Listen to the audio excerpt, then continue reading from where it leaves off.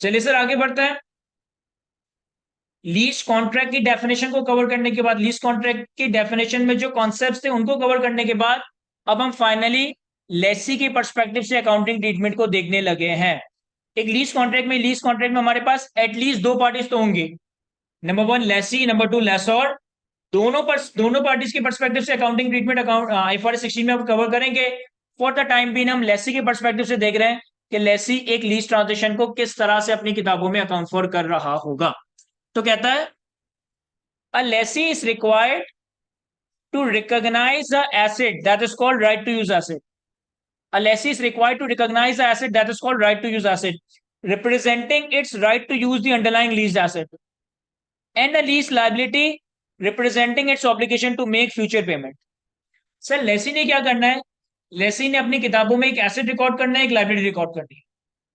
वो एसेट जिसको यूज करने का राइट लेसी ने एक्वायर किया, वो अपनी किताबों में एक एसेट रिकॉर्ड करेगा राइट टू यूज एसेट के नाम से। और वो उधारी जो लेसी ने अपने सर पे ली है अंडर द लीज कॉन्ट्रैक्ट, वो उधारी वो लीज लाइबिलिटी के नाम से रिकॉर्ड कर रहा होगा। अब जनरल रूल ये है कि लेसी एक लीज कॉन्ट्रैक्ट के केस में अपनी किताबों में एसेट रिकॉर्ड करेगा राइट टू यूज के नाम से, अपनी किताबों में एक लाइबिलिटी रिकॉर्ड करेगा लीज लाइबिलिटी के नाम से। लेकिन ये एक जनरल रूल है, इसकी कुछ एग्जेम्पशंस भी हैं। पहली एग्जेम्पशन है शॉर्ट टर्म लीज, और दूसरी एग्जेम्पशन है low value lease. Sir exemption क्या मतलब? देखिए जनरल रूल मैंने क्या बताया कि लेसी ने अपने पास एक एसेट रिकॉर्ड करना है right to use asset, lessee ने अपने पास एक लाइबिलिटी रिकॉर्ड करनी है लीज लाइबिलिटी। एग्जाम्पशन का मतलब है कि इन दो एग्जाम्पशंस के केसेस में हम ये वाला काम नहीं कर रहे होंगे जो हम जनरली कर रहे होंगे। ये एग्जाम्पशंस क्या है ये हम किसी लेटर स्टेज पे डिस्कस करेंगे, इसी लेवल पे डिस्कस करेंगे। लेकिन अभी मैं जनरल रूल कवर करवा रहा हूं, उसके बाद लेटर स्टेज पे आपको एग्जाम्पशंस भी कवर करवाऊंगा। जनरल रूल में हमने ये बात पढ़ी कि लेसी ने अपने पास एक एसेट रिकॉर्ड करना है राइट टू यूज, अपने पास एक लाइबिलिटी रिकॉर्ड करनी है लीज लाइबिलिटी। अब एक डेट है जिसे हम नाम देते हैं कमिटमेंट डेट। एक डेट है जिसे हम नाम देते हैं कमिटमेंट डेट, और एक और डेट होती है जिसे हम नाम देते हैं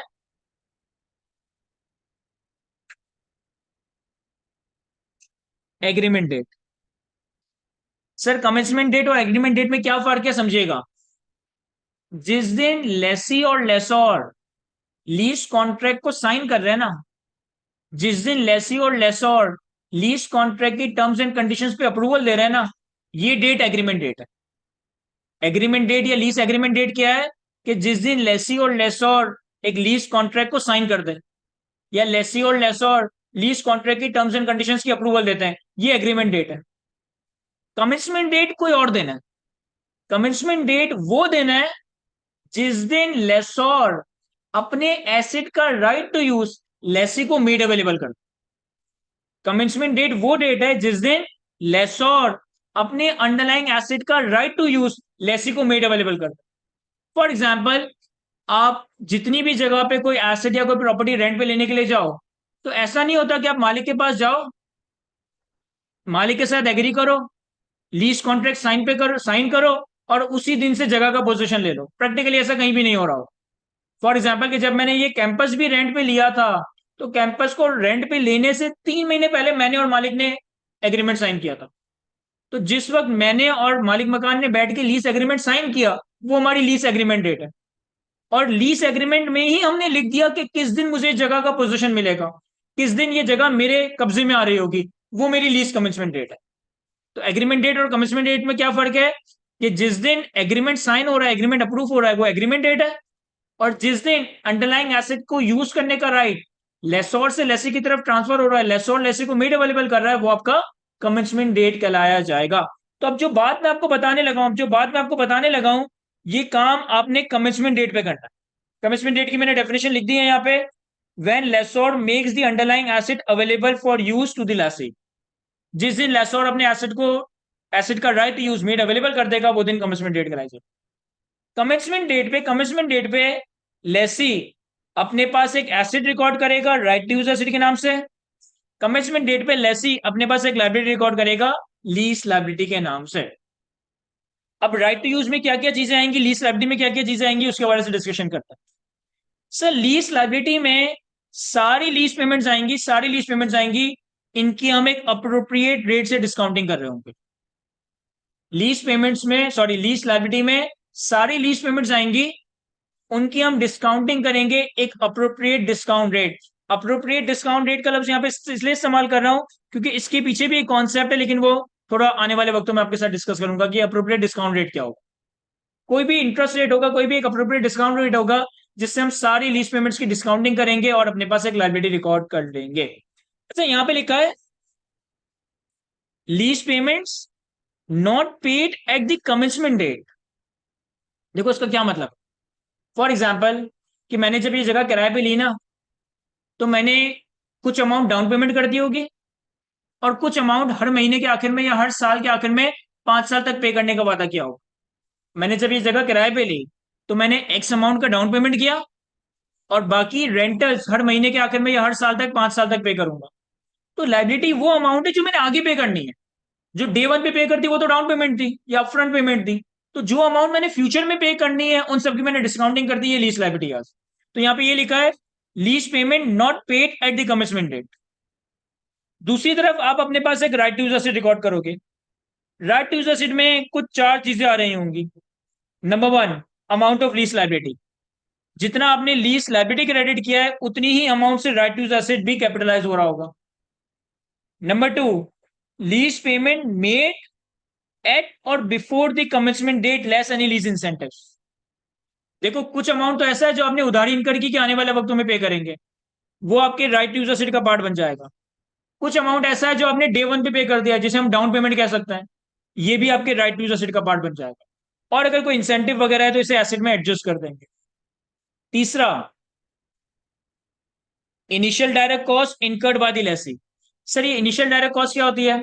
इनिशियल डायरेक्ट कॉस्ट की भी एक डेफिनेशन है, मैं एक्सप्लेन करूंगा, अभी सिर्फ मैं जनरल कॉन्सेप्ट बता रहा हूं। वो सारी नेसेसरी कॉस्ट या वो सारी रिलेटेड कॉस्ट जो आप एक लीज कॉन्ट्रैक्ट में इनकर करते हो। सर इसकी एग्जांपल क्या हो सकती है? इसकी मोस्ट कॉमन एग्जांपल हो सकती है ब्रोकरेज कमीशन। जब आप कोई प्रॉपर्टी रेंट पे लेते हो तो एक ब्रोकर को इन्वॉल्व कर रहे होते हो। तो ब्रोकर को जो आप कमीशन पे करते हो वो क्यों पे करते हो? क्योंकि उसने आपको ये जगह अरेंज करके दी है। तो इस इंक्रीमेंटल कॉस्ट को, इस इंक्रीमेंटल लीज रिलेटेड कॉस्ट को हम इनिशियल डायरेक्ट कॉस्ट का नाम दे रहे हैं। वो इनिशियल डायरेक्ट कॉस्ट, वो इनिशियल डायरेक्ट कॉस्ट जो लेसी ने बर्दाश्त की है, जो लेसी ने पे की है। और लास्ट हमारे पास कंपोनेंट आ रहा है provision for dismantling cost. Sir ये प्रोविजन फॉर डिसमेंटलिंग कॉस्ट क्या है?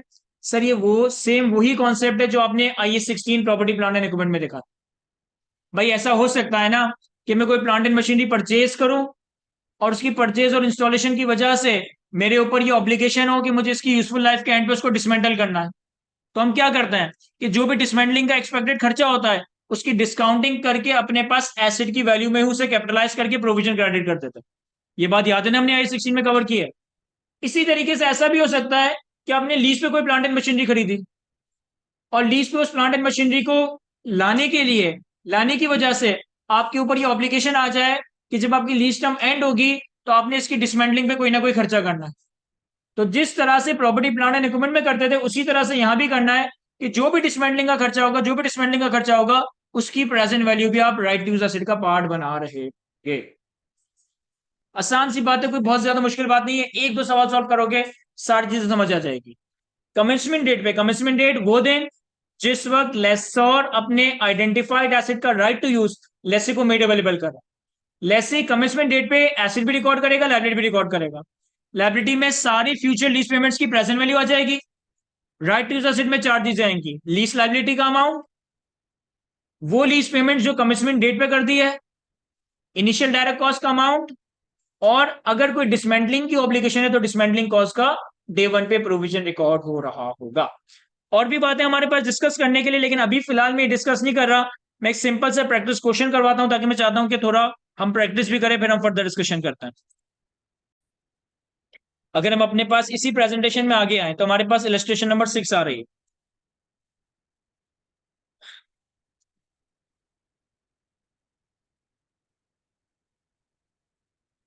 रीड करते हैं सर। इलस्ट्रेशन नंबर 6 कहता है ऑन 1 जनवरी 2020, ऑन 1 जनवरी 2020 Multan limited acquired a machine on lease from Vihari Leasing Limited for 3 years. The first annual installments amounts to rupees 35 million was paid on 1st January 2020 and two more subsequent annual installments of 35 million are payable on 1st January each year. 1st January 2020 पे एक लेसी है Multan limited के नाम से, इसने एक machine किराए पे ली विहारी लीजिंग कंपनी से। कितने सालों के लिए? 3 सालों के लिए। पहला जो एनुअल इंस्टॉलमेंट है 35 मिलियन का, वो डे 1 पे करना है, और बाकी 2 सालों की 35 मिलियन की इंस्टॉलमेंट दूसरे तीसरे साल के स्टार्ट में पे करनी है। आगे कहता है ML incurred initial direct cost of 5 million.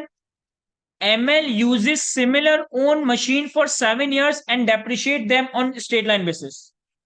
कह रहा है ML ने 5 मिलियन की इनिशियल डायरेक्ट कॉस्ट इनकर की, यानी कि इस लीज एसेट को अरेंज करने के लिए अपने ब्रोकर वगैरह को कमीशन दिया होगा 5 मिलियन का। और ML इस एसेट को कितने साल तक इस्तेमाल करता है? नॉर्मली 7 साल तक। लेकिन इस केस में हमारी लीज टर्म कितनी है? 3 साल। हम ये एसेट किराए पे ले रहे हैं 3 साल के लिए, लेकिन इस तरह के जो और एसेट हमारे पास है उसे हम 7 साल इस्तेमाल करते हैं। आगे कहता है interest rate implicit in the lease is not known to ML। ये क्या बात लिखी है ये मैं भी डिस्कस नहीं कर रहा। ML incremental borrowing rate is 12%। ये हमारे लिए for the time being appropriate discount rate है कि अगर मैं आम हालात में लोन लेने जाऊं तो मुझे लोन कितने का मिलता है? मुझे लोन मिलता है 12%। तो इसका मतलब है कि इस लीज में भी 12% का ही लोन होगा, इंटरेस्ट होगा। अगर मैं लोन लेने जाऊं तो मुझे 12% सूद पे इंटरेस्ट मिलता है, तो जब मैं मशीनरी किराए पे लेने गया होगा तो उसमें भी सूद कितना इनबिल्ड किया गया होगा? 12%। आगे कहता है the machine will be return to VLL at the end of the lease term. 3 साल के बाद VLL को मशीनरी वापस कर दी जाएगी। The estimated rigid value of the machine eight the end of the 3 years is estimated to be 30 million, out of which ML has guaranteed 20 million। 3 साल के बाद एक्सपेक्टेड है कि एसेट की वैल्यू कितनी होगी? 30 मिलियन। लेसी ने कितना गारंटी किया है? 20 मिलियन। अगर टोटल 30 मिलियन की रेजिड वैल्यू में से लेसी 20 मिलियन गारंटी कर रहा है, तो लेसी के पार्ट पे एक्सपेक्टेड अमाउंट पेबल कितना है? अगर टोटल 30 मिलियन की रेजिड वैल्यू में से लेसी 20 मिलियन गारंटी कर रहा है, तो टोटल अमाउंट एक्सपेक्टेड कितना के पे करना पड़ेगा? सर कुछ भी नहीं, क्योंकि लेसोर हमें क्यों देगा 20 का? वो तो मार्केट में जाके 30 मिलियन का बेचेगा ना। आगे कहता है ML is also obliged to incur decommissioning cost of 4 million at the end of the lease term. The pre-tax rate that reflect the current market assessment of the time value of money and the risk specific to such obligation is 10%। और हमें company का एक weighted average capitalisation rate दिया है जो कि 10% है। कि सर ये रेट हमें क्यों दिया है? ताकि आपकी जो डिसमेंटलिंग कॉस्ट है ना 4 मिलियन की, इसकी आप डिस्काउंटिंग कर सको। रिक्वायरमेंट में कहता है prepare the general entry eight the commencement of the lease. Year and की एंट्री भी मांगी, लेकिन अभी सिर्फ फिलहाल हमने कमेंसमेंट देखना है कि हम डे वन पे क्या जनरल एंट्रीज रिकॉर्ड करेंगे इस लीज की कमेंसमेंट पे। वैसे तो बहुत आसान सी बात है, लेकिन चूंकि इस नौयत का बिल्कुल पहला ही सवाल है तो मैं आपको सॉल्व करवा देता हूँ। यहाँ देखें इलस्ट्रेशन नंबर 6 मुल्तान लिमिटेड।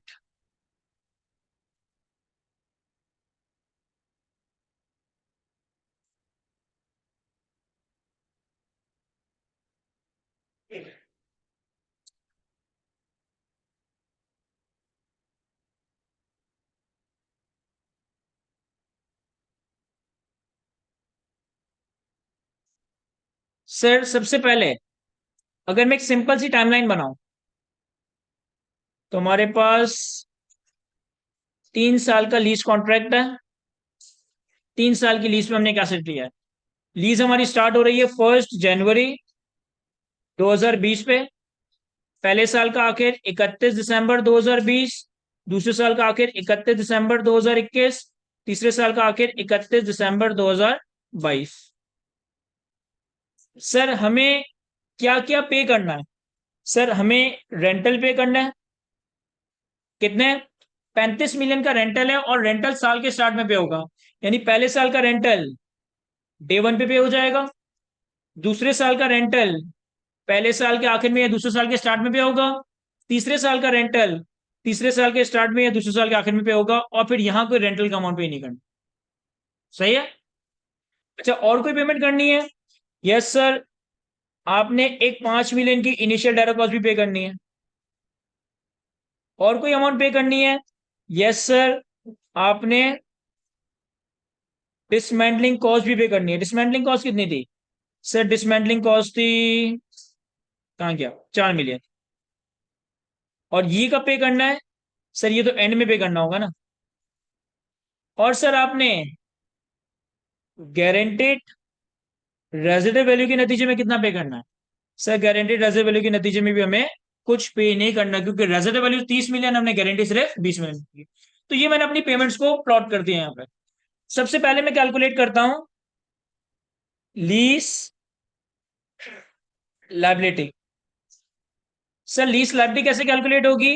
वो सारी लीज पेमेंट जो आपने कमेंसमेंट डेट पे नहीं की, फ्यूचर में पे करनी है। वो सारी लीज पेमेंट जो आपने कमेंसमेंट डेट पे नहीं की, फ्यूचर में पे करनी है। अब देखें, इस केस में आईडीसी हम अपने ब्रोकर को पे कर रहे होंगे। इनिशियल डायरेक्ट कॉस्ट को तो ब्रोकर को पे करनी है। डिसमेंटलिंग कॉस्ट एसेट की डिसमेंटलिंग का खर्चा है। रेंटल का अमाउंट वो है जो आपने किसको पे करना है सर? रेंटल का अमाउंट वो है जो हमने लेसोर को पे करना है। लेकिन अगर मैं इन तीन रेंटल्स को देखूं, तो पहला जो रेंटल है वो तो डे वन पे हो जाएगा। पहले साल के आखिर में ये 35 मिलियन पे करने हैं, दूसरे साल के आखिर में ये 35 मिलियन पे करने हैं। तो हम क्या करेंगे, इन दो 35 मिलियन की डिस्काउंटिंग करेंगे। तो present value of future rentals, sir 35 million का अमाउंट है। वन माइनस, हमारा बोरिंग रेट कितना था? 12%। One minus one plus 12% raise to the power -2 whole divided by 12%। कितना आ रहा है ये?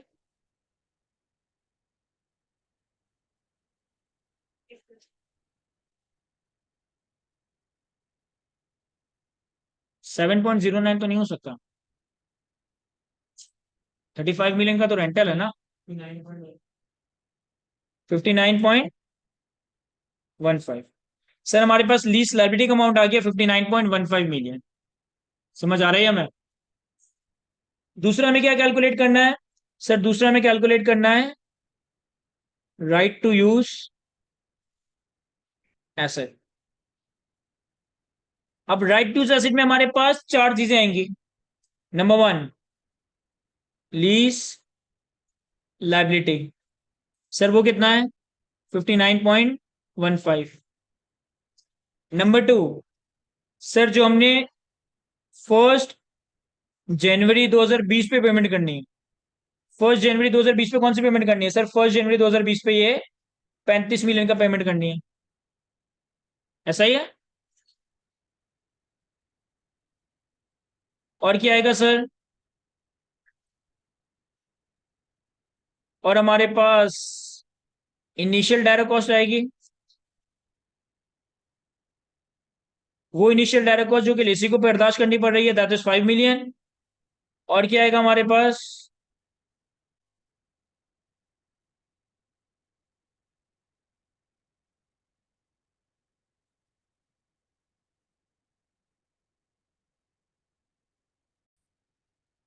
सर हमारे पास इनिशियल डायरेक्ट कॉस्ट है 5 मिलियन। वो इनिशियल डायरेक्ट कॉस्ट जो कि लेसी ने बर्दाश्त की। और हमारे पास डिसमेंटलिंग कॉस्ट है। अब देखिए, डिसमेंटलिंग कॉस्ट का जो अमाउंट है वो तो 4 मिलियन है। लेकिन 4 मिलियन आपको अभी पे नहीं करना, वो 3 साल के बाद पे करना है। तो आपने इसकी क्या करना पड़ेगा? प्रेजेंट वैल्यू लेनी पड़ेगी। और इसकी प्रेजेंट वैल्यू के लिए हमारे पास रेट कितना था? 10%।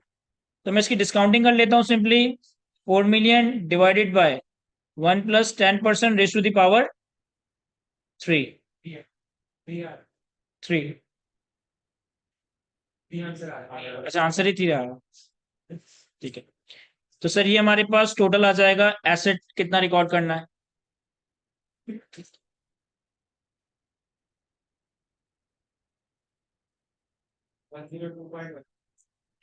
102.15।